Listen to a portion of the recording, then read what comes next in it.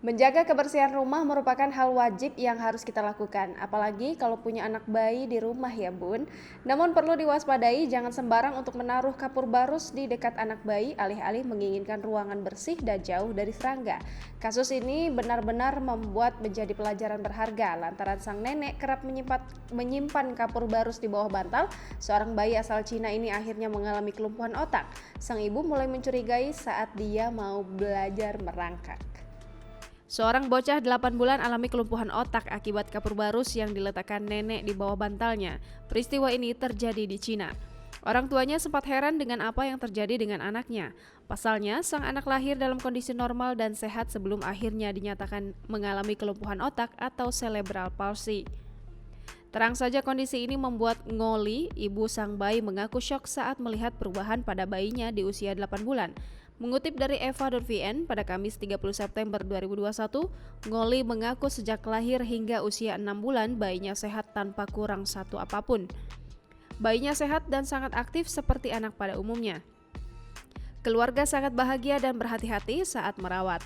Keluarga Ngoli selalu rajin membersihkan rumah dan memastikan sang bayi tidak sakit karena kuman atau bakteri.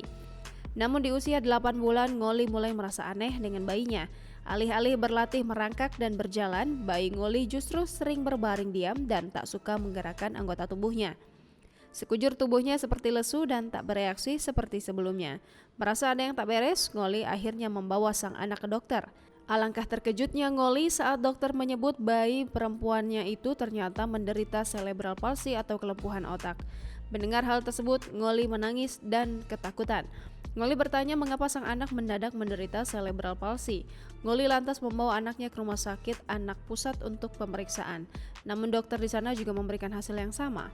Malahan dokter menyebut jika anak Ngoli tumbuh di lingkungan yang tercemar dalam waktu yang lama. Ini membuat anak Ngoli mendadak menderita lumpuh otak bukan secara genetik. Sontak hal ini membuat Ngoli bingung, pasalnya selama ini keluarga selalu menjaga kebersihan. Hingga akhirnya setelah sang dokter berhati-hati bertanya pada Ngoli dan keluarga diketahui penyebab kelumpuhan otak itu berasal dari kapur barus. Tak disangka selama ini sang nenek memiliki kebiasaan menaruh kapur barus di bawah bantal anak Ngoli.